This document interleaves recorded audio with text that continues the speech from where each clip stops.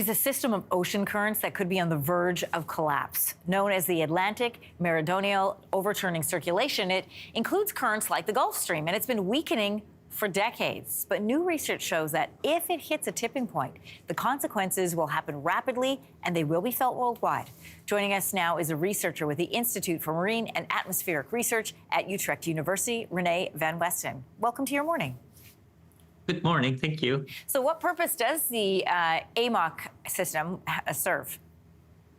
Yeah, so it's like a global thermostat, and it really distributes ocean heat all across the globe. So it actually moves heat from the southern hemisphere to the northern hemisphere. A study published in 2018 found AMOC has weakened by about 15% since 1950. What does that mean overall, and why is that happening? Yeah, so we see a gradual weakening, and this is mainly due to climate change. So this AMOC is actually driven by ocean density differences. And under climate change, we are actually affecting these density differences. They become smaller, and this decreases its strength.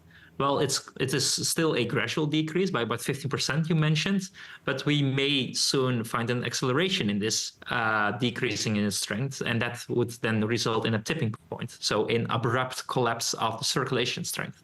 So to help people like myself, you and your team successfully simulated the collapse of AMOC. And what stood out to you most about how that simulation played out?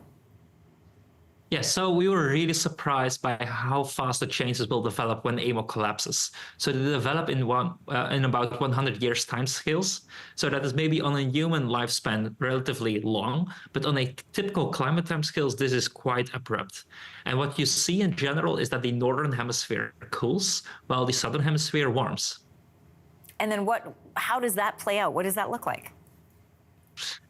So you're getting like this massive cooling of the northern hemisphere, also changes in precipitation patterns.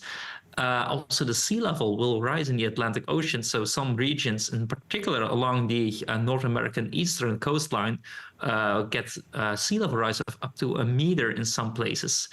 So you're getting a massive shift in your present-day climate. And that will, of course, severely affect society, but also ecosystems. Can any of this be prevented, René?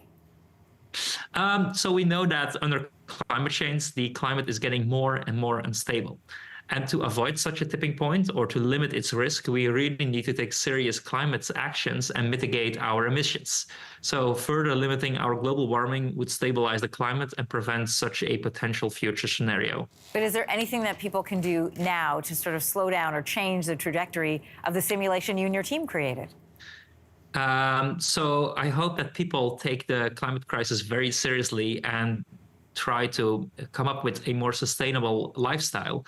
And it can be, of course, quite different things to reduce your impact on the climate. René, I want to thank you for joining us this morning. Fascinating. Yes, thank you so much. Hey, thanks for watching. If you liked this, be sure to subscribe here, or you can check out more Your Morning videos right here.